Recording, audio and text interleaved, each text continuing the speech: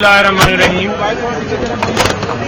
आज high court के अंदर एक तो सरकारा केस जिसको हमने चैलेंज किया हुआ है जो डीबी में सुना जाएगा, माइक सर ऊपर कर दे थोड़े से ऑडियो। और दूसरा अभी समाअत हुई है जिसमें लॉयर्स की एक्सेस, डॉक्टर, उनकी फैमिली और पीटीआई के जो सीनियर लीडरान हैं उनकी मुलाकात के हवाले से दरख्वास्त और सी क्लास में जो सहूलतें होती हैं वो भी नहीं दी गई, तो लिहाजा ए क्लास के लिए इस्तदा की गई है। जज साहब ने ऑर्डर वो रिजर्व कर लिया, लेकिन ए क्लास के हवाले से उन्होंने कहा है कि इस मैटर को कल के लिए एडजर्न किया जाता है। सरकार की तरफ से एक नोटिफिकेशन की बात की गई कि फेडरल गवर्नमेंट की मंजूरी से ये बाकायदा हुआ है, हालांकि कानूनी तौर पर अडयाला जेल में ऑर्डर थे और वहां पर ही लेके जाना था।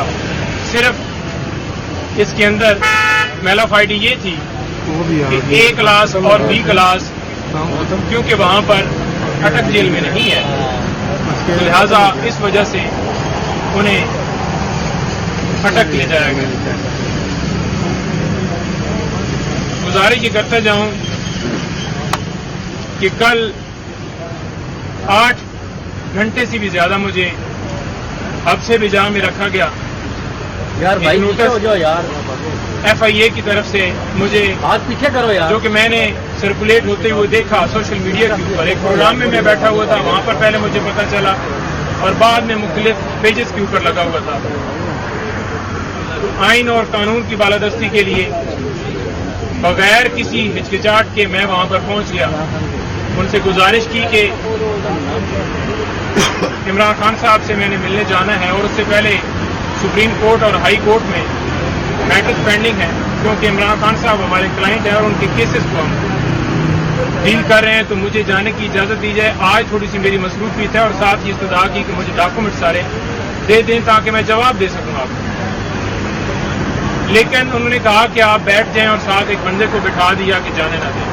ऊपर से अफसरान आ रहे हैं, तो लिहाजा जब वो आएंगे तो फिर डिसाइड होगा कि आपको जाने दिया जाएगा या नहीं। सवालनामा मुझे दिया गया, 8 सवालात थे। एक एक सवाल का मैं जवाब तफसील से देना चाहता था, लेकिन जबरदस्ती उन्होंने मुझसे सवालात के जवाब दिए। उसके बाद मैंने कहा कि अब मेरा टाइम अभी भी मैंने जाना है, क्योंकि उनको भी शायद पता चल गया कि खान साहब से उन्होंने मिलने जाना है, तो लिहाजा उन्होंने मुझे कहा कि आप नहीं जा सकते जब तक ऊपर से ऑर्डर ना आए। बेसिकली ये चीफ जस्टिस उमर फारूक साहब उन्होंने एक ऑर्डर किया जिसके जरिए से आज वकला की तजलील की जा रही है।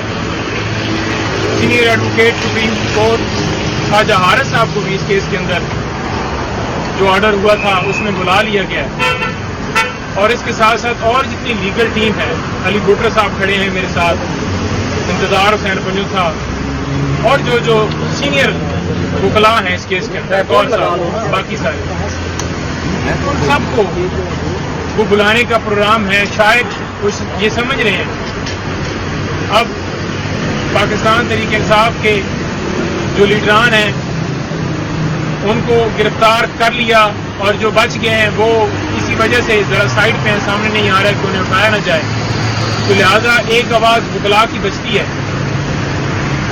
क्यों ना इनको भी जो है इनकी आवाज़ को दबाया जाए, इनके ऊपर प्रेशर डाला जाए और ये आवाज़ भी बंद हो।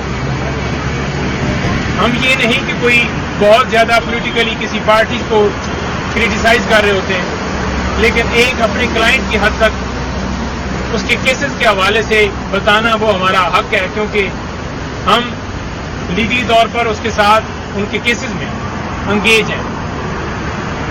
और आज देख लें कि हमारी लॉयर कम्युनिटी और अदलिया दोनों के ऊपर सवालिया निशान है कि हम लॉयर और अदलिया एक दूसरे का हिस्सा हैं, लेकिन अदलिया के हुक्म से और वकला की आगे से खामोशी से ये کبھی بابر اعوان صاحب کے گھر چھاپا مارا جاتا ہے، کبھی بھنڈاری صاحب کو اٹھایا جاتا ہے، کبھی خواجہ صاحب کو بلایا جاتا ہے، کبھی کھوسا صاحب کے گھر فائرنگ ہوتی ہے، اور کبھی کسی خاتون وکیل کو اس کے گھر سے اٹھایا جاتا ہے.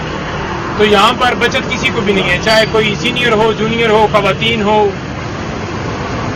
ینگ مین ہو، ہر ایک کو ہراساں کیا جا رہا ہے. تو اعلیٰ عدلیہ سے استدعا ہے کہ اس کے اوپر نوٹس لیں.